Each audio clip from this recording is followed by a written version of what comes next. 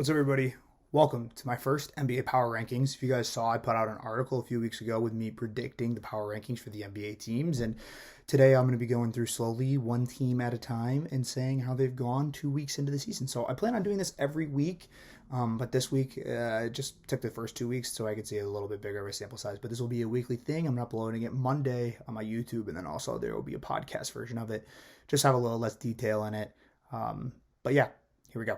All right, starting first with my 15th team in the Eastern Conference. It stays the same. It is the Orlando Magic. So the Orlando Magic have started off this season an abysmal 1-6 record, not playing very well. 28th in pace, they're 30th in defensive rating. They're not playing very well, but they do have a few bright spots on their team. Cole Anthony is leading their way with 17 points per game. He's getting a lot of their minutes, and they've actually been doing a small ball lineup where they're doing Wendell Carter and Mo Bamba, trying to see how that figures out together, and that has resulted in Mo Bamba playing a lot better, shooting 53% from the field, 13 points per game, playing pretty well. Surprise spot is actually Franz Wagner, who I hated on a little bit in my article. He's actually averaging 13.9 points per game. Franz Wagner been playing very, very well, shooting 43% from the field from three, shooting 4 threes a game, averaging 49%. Now going on to kind of a more of a downside, their rookie Jalen Suggs has been pretty bad efficiency-wise, only 30% from the field, 25% from three, averaging a little less than 13 points per game, 12.6 or 12.7. 4 assists a game, you'd like to see that a little bit higher for a point guard, and not really playing his best basketball. Wendell Carter also being a little bit underwhelming, 12.6. I've been noticing he's been shooting a lot more threes. He's averaging 35%, so that's a pretty decent number, but just shooting a lot of threes. Another thing that kind of surprised me about this team, Chuma Okeke not getting a lot of minutes. I thought he was going to have a bigger role.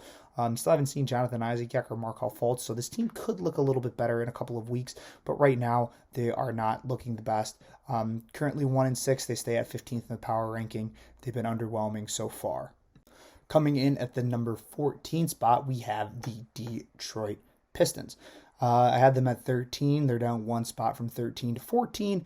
And the only reason I have them above the Magic is their only win is the Magic. So I think that obviously they're a better team. Detroit had the number one pick in Cade Cunningham, who played his first game the other day. He only had 2 points in his debut. So a little lackluster performance from Cade, but he's not playing on back-to-backs. I'm sure he'll be playing better. Only also played 19 minutes, first NBA game. We won't read too much into that. All right, first, let's get into it. We have Saddiq Bey is playing pretty well this year. He started every single game so far for the Detroit Pistons, been playing well, averaging 15.8 points per game, shooting low from three-point percentage, only 31%, and like to see that number a bit higher than 43% for the field.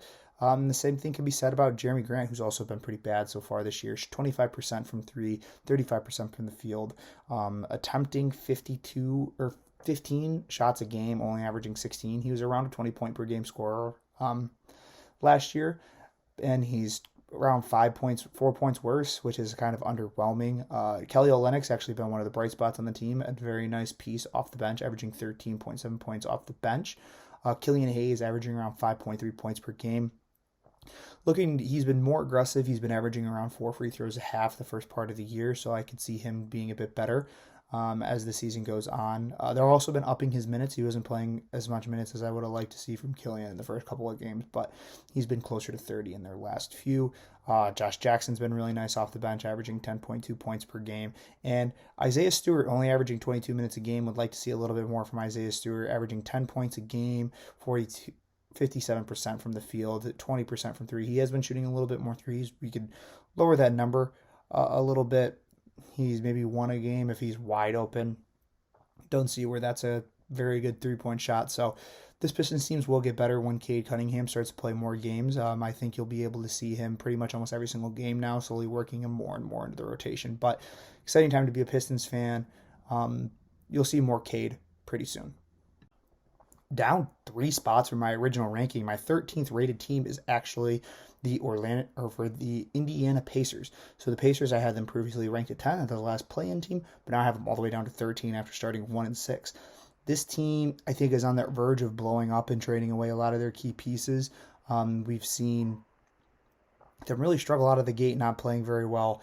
The Pacers have been one of the worst teams in basketball, 1-6, my 13th seed here in the Eastern Conference. We break down some of these numbers. Domantas Sabonis averaging around just 20 points per game, but His three-point shooting percentage stays around 30. I said that needed to be increased if he was going to be a really good player.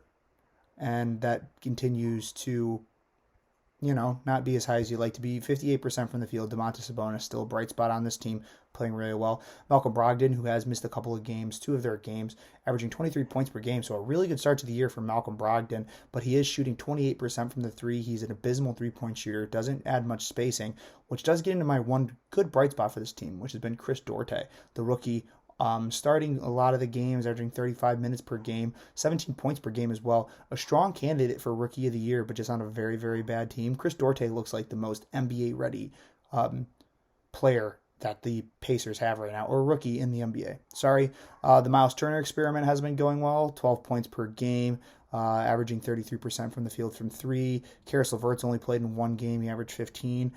Could change it a little bit more when he actually plays a bit more. TJ McConnell, they've been okay. I just think that this team has a lot of really nice pieces that I could see get traded, especially if they continue not to play well. The Pacers coming in at my 13th team. They've been one of my most disappointing teams so far this season. Next, I have my Cleveland Cavaliers, who are up 2 spots from number 14 to number 12. This Cavaliers team is pretty goddamn scrappy, and Evan Mobley clearly looks like the Rookie of the Year. He's been absolutely awesome. He's been outperforming all other rookies. 3-4 so far this season. They've had some pretty impressive games. They've been pretty good.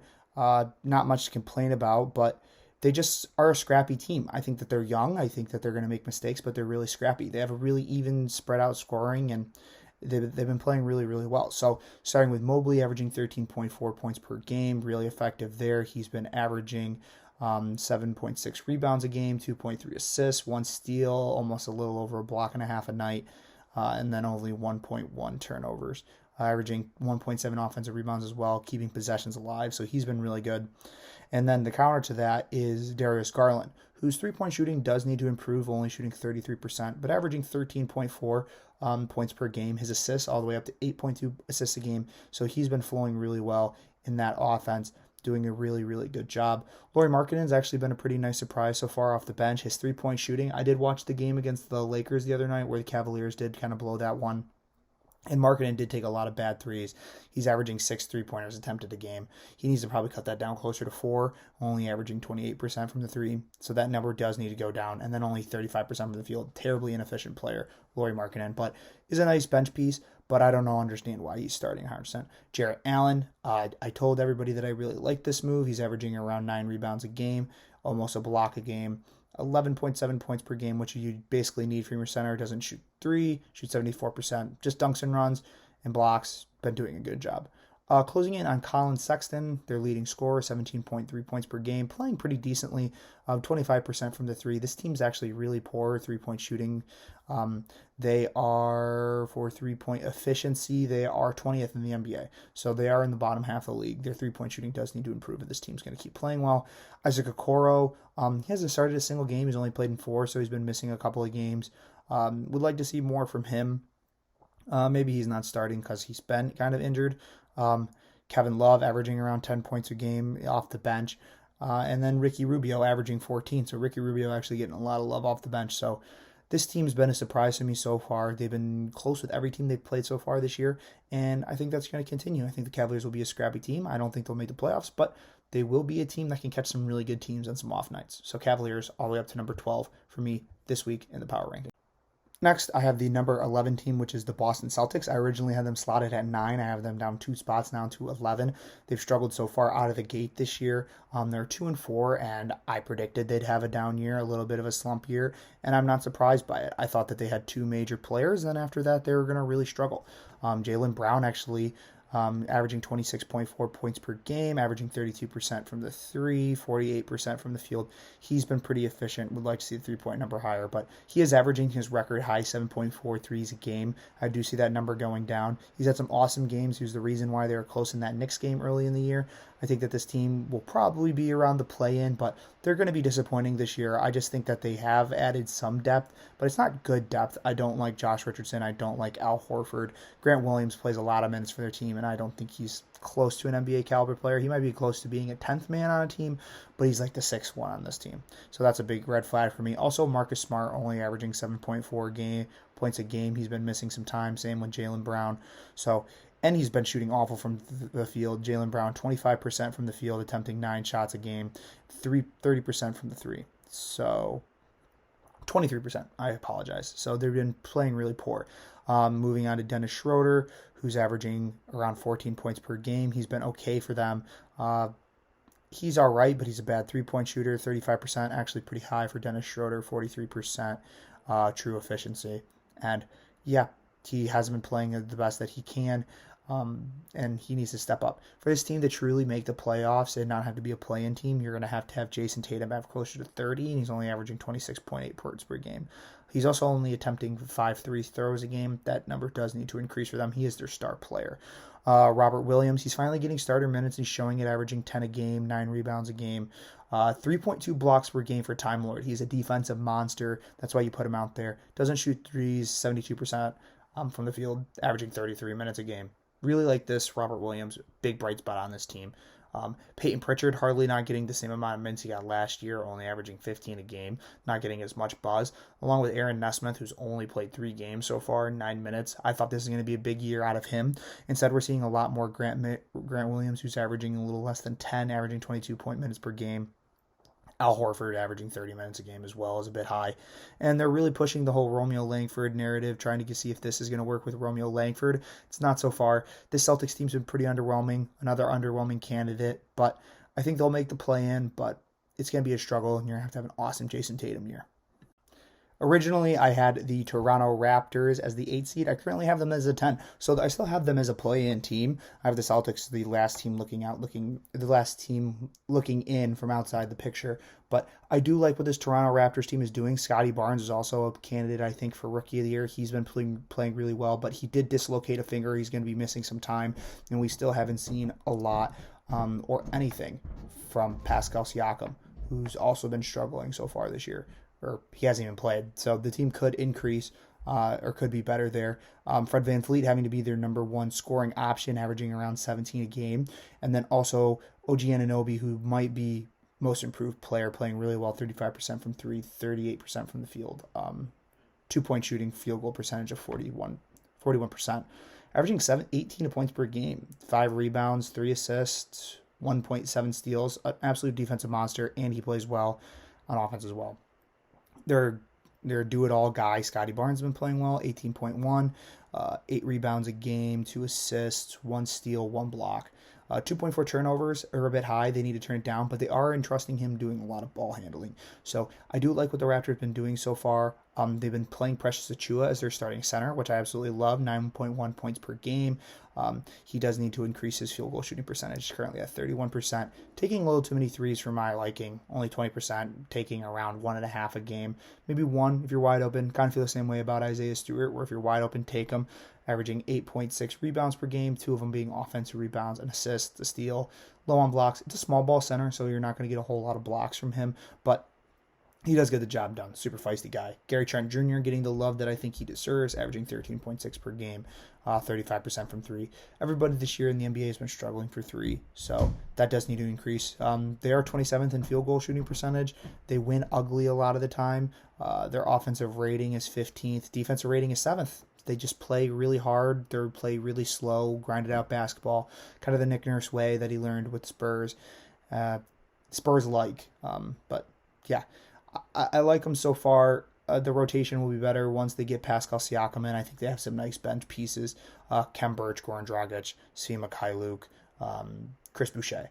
But down 2 spots, they've kind of underwhelmed a little bit. 4-3, which is good, but they have played some pretty bad teams. I have them as my number 10 team in the first play-in team, the Toronto Raptors.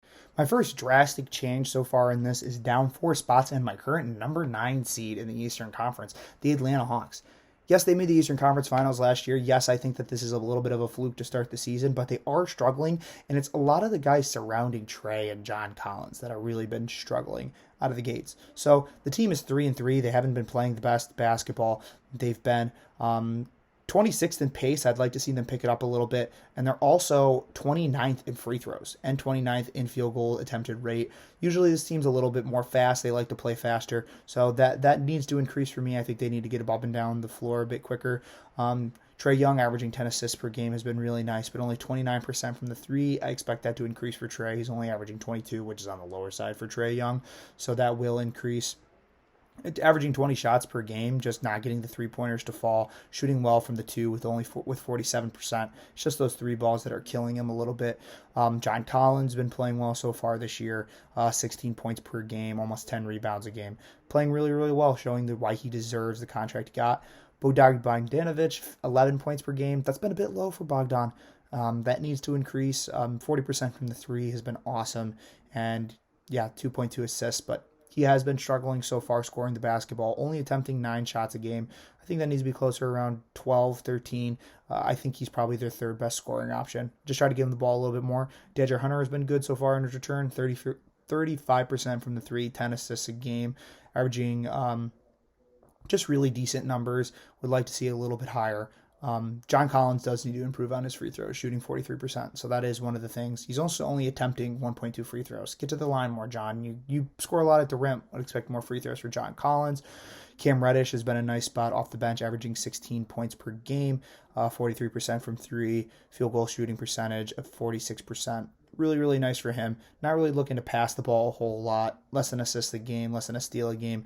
He's averaging around 24 minutes a game, and I expect that to increase. He might even find himself in the starting lineup, but sneaky good 6th man of the year right now, Cam Reddish.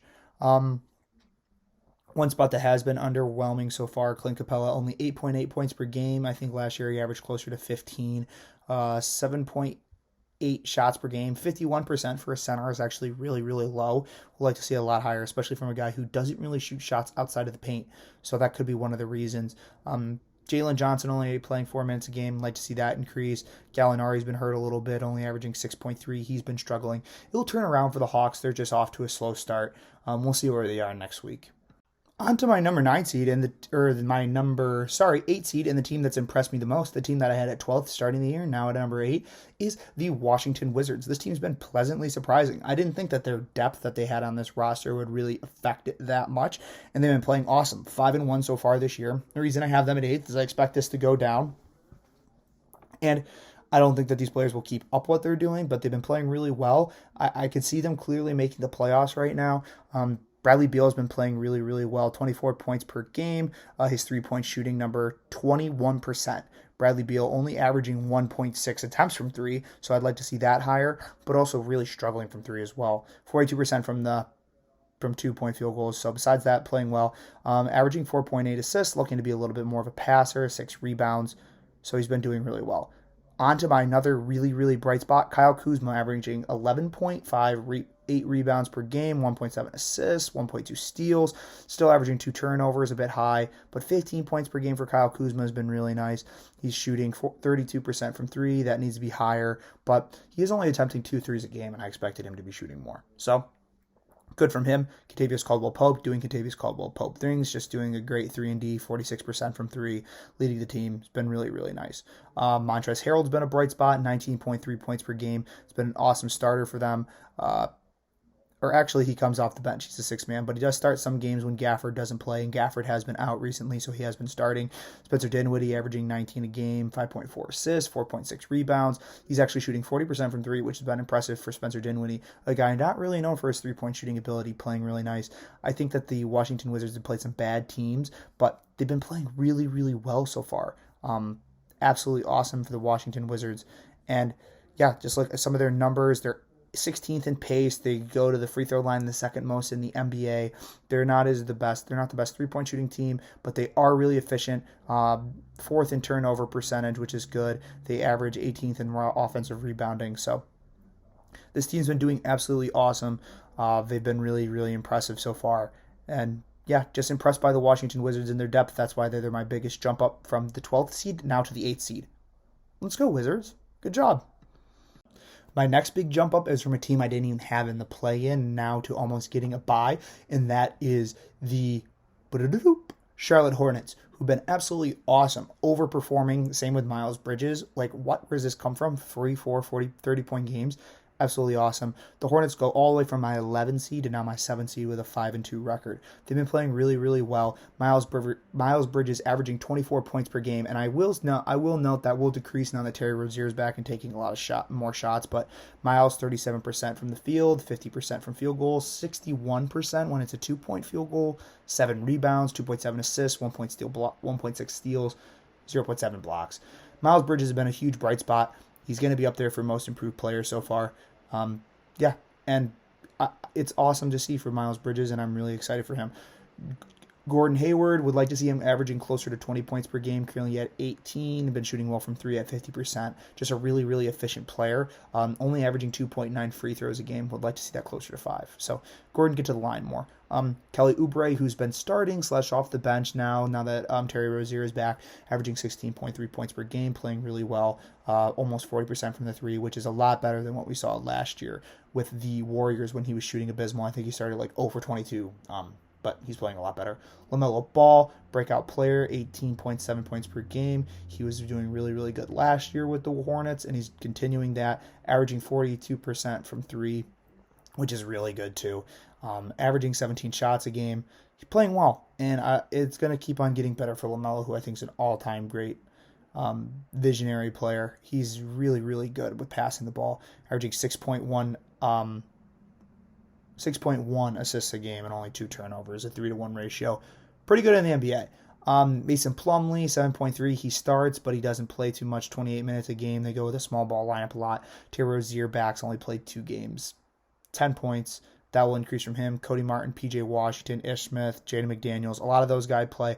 Haven't seen very many Bouknight minutes. Would like to see more James Bouknight. They wasted such a high pick on him, and it seems like they have some places to play him. They need to use him. A guy like Kai Jones or JT Thor you can send to the G League, but a guy like James Bouknight should be playing in the NBA right now. So I'd like to see more Bouknight minutes, but the Hornets going all the way from 11 to 7 for me. The Hornets are clearly going to be a playoff team this year. Just kind of depends where. Are they good enough, and then they can be consistent enough to stay in the top 6 and earn a bye? We'll see as the year goes on. My first team who secured a non-play-in spot is down from number 4 now to 6. Down 2 spots is the Philadelphia 76ers, a team that's been a little underwhelming to start the season. Joel Embiid, who I listed as my kind of breakout MVP, only averaging 21 points per game, only 8.7 rebounds. A guy like Tobias Harris is averaging more rebounds than Joel Embiid, which is disappointing, and he's also not playing in tonight's games as well. So Joel Embiid needs to be playing a lot better, averaging 2.5 turnovers per game needs to be decreased. 35% from 3 and averaging almost 4 threes a game. That could be decreased. And only 14 shots. So he needs a bit more shooting. I think that will happen more when Brent Simmons does come back, because Maxey has been taking around 12 shots a game as the starter. So his touches have been going down. Maybe Ben Simmons is good for a guy like Joel Embiid. On to Tobias Harris, who's been playing well so far. 3-point shooting hasn't been the best. 32% from 3. That needs to improve. 62% from 2-point field goals, awesome. 15 shots a game, averaging 9 rebounds, 4 assists. Really good for him. Almost 20 points per game. Awesome for Tobias Harris. On to my next guy, Tyrese Maxey, who's been the starter while Ben Simmons out. Almost 15 points per game, 31% from 3, 56% from 2-point field goals, 3.5 assists per game. Needs to be looking to pass a little bit more. This offense team does seem a little stagnant. They're 30th in pace, so they could speed it up a little bit. I know this is a team that does like to play in the half court a lot, which will be really good come playoff time, just not the best right now with a 4-2 record. Maybe play a little bit better ball. Going on to a guy like Seth Curry, but been playing like Steph. 15 points per game for Seth Curry. He was awesome in the playoffs last year for the 76ers, and it still reigns true here in the regular season, averaging 63% from 3 to start this year. Absolutely awesome. The dude is a catch-and-shoot monster. Moving on, Danny Green been playing okay so far, 5.8. He needs to be playing better, only averaging 24 minutes. Matisse Thybulle, 5.2. He's playing pretty decent. Korkmaz, Shake Milton averaging 12 off the bench, and then a really disappointing Andre Drummond, who 15 minutes a game, only averaging 5.2 points as the 6th man. Really decreased from Andre Drummond. He wins the 6th man a lot in 2K, but not going to win it in real life. Drummond's been abysmal. Down 2 spots from number 4 to number 6. Philadelphia 76ers. They'll be better when Simmons comes back, but will that cure their actual playoff problems? I don't know, probably not, but Simmons does plan to come back eventually. Next up at number 5 seed, I have the Brooklyn Nets, who I previously had at number 2. Brooklyn's been disappointing, and I think the loss of Kyrie Irving is going to be a little bit more, hurtful than you think. I think these guys that they really relied on, these older guys coming in, aren't giving them what they 100% thought they were going to get, and it's been disappointing so far. 4-3 record. I have them in as the 5th seed currently. Just disappointed with this team. They beat up on bad teams like Detroit, like the Magic, but then they've lost to good teams like the Hornets, like the Miami Heat. Just disappointing so far start of the year. James Harden's also been a bit bad as well, only averaging 18.6 per game, his lowest points per game since, his time with OKC Thunder. Kevin Durant's been pretty good, averaging 38% from 3, 58% from the field, 62% from 2-point field goals, 28 points per game. Durant's going to Durant. Been awesome. But a guy like James Harden, who's been struggling with the new foul rules, only 5.3 shoot free throws per game. That has increased recently than the start of the year, but 18 points per game is too low for Harden. He needs to look to be a little bit more aggressive, only averaging 14 shots. He needs to be averaging closer to Durant's 18. Their next highest scorer, Joe Harris, who's not been as efficient, 36% from 3. ADC only averaging 1 free throw a game. Not great for Joe Harris, 11 points per game. Patty Mills, a nice piece off the bench, 10 points per game, been playing well. Bruce Brown been getting a little bit more play recently, averaging 7.3. He does a lot for them, 4 rebounds, 1.3 steals. Just a spark plug guy. Marcus Aldridge averaging 12.7. He's actually been a great surprise for them. But guys who have been struggling, Blake Griffin, 4.8 points per game, 20 minutes a game, averaging 5 field goals attempted, only making around 2, shooting 11%, sorry, almost at 11% from 3, 28% from the field, 44% from 2-point field goals. Not playing well, shooting a lot of threes, a lot of threes. It's 40% of his shots are threes, and he's only making 11%. So Nicholas Claxton's proving that he might not be the answer as a starter. Only played 4 games, 6.5 points per game. 55% as a center who doesn't shoot threes, pretty low. 5 rebounds a game, way too low to be a starting center in the NBA. Javon Carter's been getting a lot of minutes, hasn't been playing well. Paul Millsap, 4.5 points per game. This team needs Kyrie Irving. They've hardly been playing Cameron Thomas, who I think they should play a lot more, averaging 0.4, only played 3 minutes per game so far. And that's down a couple of spots for me. And I'm actually a bit worried. I am. I don't think that this is just like a hoax or a flash in the pan. I think that this team, like the Lakers, has a lot of guys that they're really relying on off their bench who might not be 100% the correct choice. So, could change. I think they're going to make the playoffs for sure, but they need Kyrie Irving. So, maybe they can get a hold of him, figure out what they need to do. But for now, 5 seed, Brooklyn Nets. As my 4 seed, down 3 spots, is actually my previously ranked number 1 Eastern Conference team and number 1 overall team, Milwaukee Bucks. Who would have thought the Drew Holiday injury would have happened? I expected Dante DiVincenzo to be back by now. He's not playing the best. Giannis still playing awesome. Chris Middleton still playing awesome, but struggling. 3-4 to start the year. The only reason I haven't bumped them down further is because they're the reigning NBA champions. I can give them a little bit more slack. Great defensive team, being 24th in defensive rating is pretty bad. I expected them to be a lot higher. Also, 10th in turnovers. Way too many turnovers for the ex-NBA champions. Moving on to kind of stats, Giannis averaging 27 points per game, still doing awesome. He's averaging 29% from 3, which is actually pretty decent for Giannis. If I could take 3 out of 10 for Giannis, I'd take that. 11 rebounds, 6 assists, been playing well. Chris Middleton, 25% from 3, way too low, dude. 17 shots, and you're shooting that, 43% from the field. Chris Middleton will be better, just not playing better.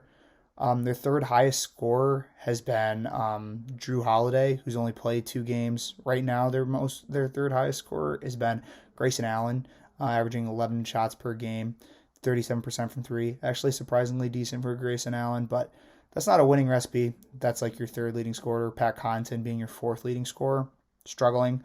Bobby Portis hasn't been playing as much, 17 minutes per game too. I know he's also dealing with an injury. So you're dealing with Drew Holiday, who's a key guy dealing with injury. Jordan Nwora has stepped up, which has been good. Brook Lopez only averaging 8 points per game. So he's kind of on the lower side of his usual average.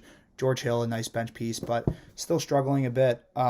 Holiday will be back, and I expect them to be better. Portis will play more minutes. He'll be back. And then DiVincenzo will eventually be back too. So this team will be fine. They're just struggling right now, and that's why I bumped him down in my rankings. Good thing I'm doing it every week, so they could be number 1 in like 2 weeks, but right now I have them at number 4, Milwaukee Bucks. Next, at my number 3 seed, I actually have the Chicago Bulls, up from number 6 now to number 3. Just beat the Utah Jazz, who have looked really, really good so far this year. They did lose to the Knicks, which is a tough one, but they've played some pretty bad teams and they've managed to win. But that Utah Jazz win really proved it to me, especially with no Patrick Williams, who's probably going to miss the entire regular season, if not the whole season. Just really impressive win for them. Looking at some of their stats, DeMar DeRozan, after having a poor game against Detroit to start the year, and I was like, wow, is this DeMar thing going to work? Now averaging 23.7 points per game. Let me just shut the hell up and let DeMar DeRozan work. Zach LaVine, 25 points per game. He's shooting 40% from 3, which is perfect. 52% from 2-point field goals. Lonzo Ball averaging 35% from 3, 12.3 points per game, 4.5 assists. Would like to see those assist number a bit higher from Lonzo, but 2 steals a game, 1.3 blocks, is averaging 2.7 turnovers. More assists, less turnovers. Will be better from Lonzo. Vucevic averaging 15.8. Did expect that scoring to go down because of the other guys added, but playing well. Caruso stepping up, playing 28 minutes a game now in a big role. 8.2 points per game. 2 turnovers. It's a little high for Caruso. 50% from 3. Patrick Williams, who's going to be out for the whole season. That sucks, dude. They do have Javonte Green, Troy Brown Jr., Ayo Dosunmu, Derek Jones Jr. off the bench, playing well. And they're going to get Kobe White back eventually, who will be a huge piece off the bench for them. But I do worry about their depth. Like, it really does drop down after around the 6th best guy. But they're a very top-heavy team. They'll beat up on bad teams. But come playoff time, when they really have to have key bench guys, hopefully they can get a guy like Patrick Williams and Kobe White back by the time of the playoffs. Or this Bulls team might end up being a regular season flash in the pan. We'll see. Bulls at number 3. Let's see who we have at number 2. I have a feeling it might be the one loss they have. A team that I actually have moving up 5 spots to my number 2 team from number 7 to now number 2, the New York Knicks. The New York Knicks have been awesome to watch, super fun. I thought they were a flash in the pan a little bit last year. I expected them to make the playoffs because I had them ranked at 7th, but now I have them at 2. They're 5-1. They beat the Bulls. They've been playing really well. I had it right between them and the Bulls at 3-2, but they haven't had any key injuries, and now Patrick Williams out for the Bulls. So the Chicago Knicks, or the New York Knicks, now my number 2 seed. Julius Randle averaging 20 points per game. I did say that was going to digress a little bit from last year, so I did see that coming. But averaging 33% from 3. RJ Barrett averaging 17.2 points per game, looking really impressive, looking like he was worthy of that number 3 pick, which a lot of people were scared of at the time, but he fits this New York team really well. Evan Fournier averaging 17 points per game, 45% from 3. He's been a happy surprise for them. Mitch Robb staying healthy, hopefully, averaging 8.5 points per game, averaging 1.2 blocks, 8.8 rebounds. He's just doing what he needs to do, averaging 88% from the field. Just dunks. If he doesn't get a dunk, he's not going to shoot it, which, that's all they need in this offense. Kemba averaging 15 a game, playing 27 minutes a game, which is nice. And then they can trade off with Derrick Rose, who's been playing 21 minutes a game, 12.3 points per game. So him and Derrick Rose have been kind of holding that down. Taj Gibson off the bench, along with Alec Burks. We're seeing a lot more minutes from Obi Toppin, 16.5. Averaging 7.3. One thing that does kind of scaring me is Emmanuel Quickley, only averaging 13.3 minutes per game, 28% from the field, 22% from 3, 5.2 points per game, 0.7 turnovers to 1.2 assists.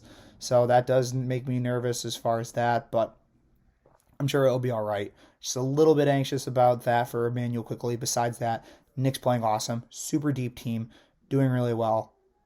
Let's go Knicks. That was my best Coach Steve impression. Go Knicks. And my number 1 team in the Eastern Conference, the only team I haven't said so far, the Miami Heat, who've been absolutely awesome this year. Throw out their loss at the beginning of the year to the Orlando Magic, or the Indiana Pacers. That made 0 sense whatsoever. Besides that, the Miami Heat playing really, really well. 5-1. They've been playing awesome basketball. Really, really good. Whole team has been stacked. Jimmy Butler averaging 25 points per game, absolutely pouring it on, giving an all-NBA kind of season. Bam Adebayo, 20.6. An emergence of Tyler Hero, 22 points per game, being that guy.